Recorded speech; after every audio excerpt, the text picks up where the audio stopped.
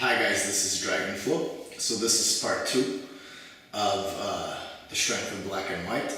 I stole the title of Elliot Hulse, and the background of Elliot Hulse's video, and it's the one I stole for part 1, is Alan Watts speaking basically about yin and yang.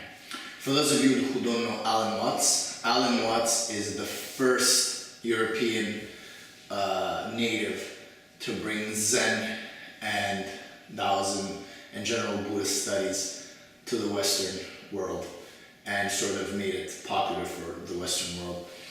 And so for those of you who don't understand yin and yang, I mean, when I was a little boy, people would say it's good and evil and good, and okay, it could be that stuff too, but yin and yang is actually a lot deeper.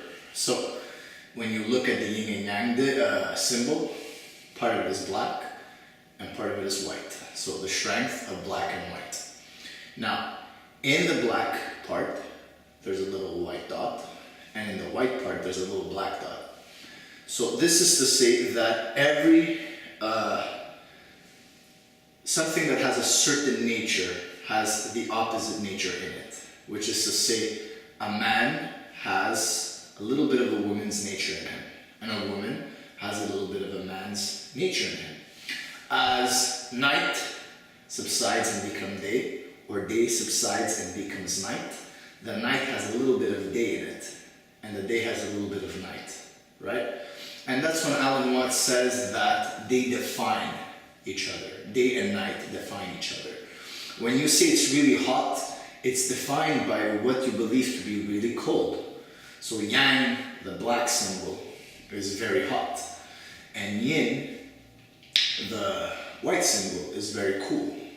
One is feminine and one is masculine, but they have the opposing nature within them. So in training, it's the same thing. We often train in a very yang, very aggressive, very tough kind of way, but we often forget the softer stuff, maybe Tai Chi, yoga, breathing exercises, and whatnot. So the yin and yang symbol is very important in every area of your life. It's important in your love life, where you understand your female nature as a man, you understand your male nature as a woman. It's important in the workplace. The workplace is too aggressive, too much yang. There's an imbalance there.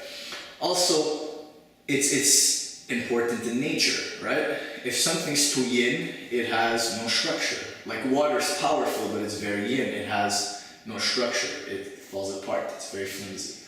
Rocks are very yang, right? Very rigid. No flexibility. And that's okay, because water and rock, that's what they are. But in the human being, you can't have too much suppleness and you can't have too much rigidity. You have to have yin and yang balance, right?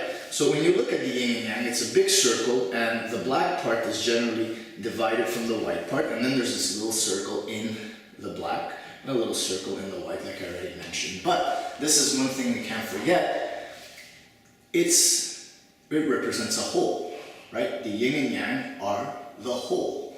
So when I was listening to Osho talk about Jesus and Buddha, and I'm not getting religious on you, you believe, you don't believe, it doesn't matter. He was actually describing both Jesus and Buddha as two people that, yes, they were men, we know they were men, but they were so in touch with the complete and pure essence of themselves that it almost didn't matter what they were.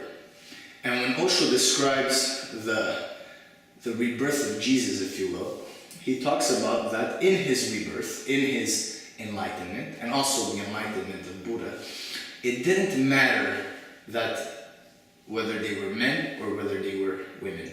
What mattered is the inner nature that came out of them and became the best of what they can possibly be, right? So, if you're functioning, whether in exercise or spirituality or no matter what area in your life, just yang, you're missing out on this whole completely beautiful, soft and supple energy.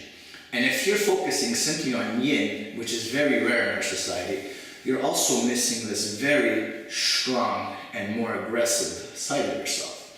What you want to do with the strength of black and white is combine the yin, combine the yang, and that's how you become the best part of yourself. So I made the video yesterday, on some soft training and some really hard training. Combine this on an emotional level also. Find the hard, find the soft, and put it together, right? And so that's it. Strength of yin and yang, or strength of black and white. Namaste.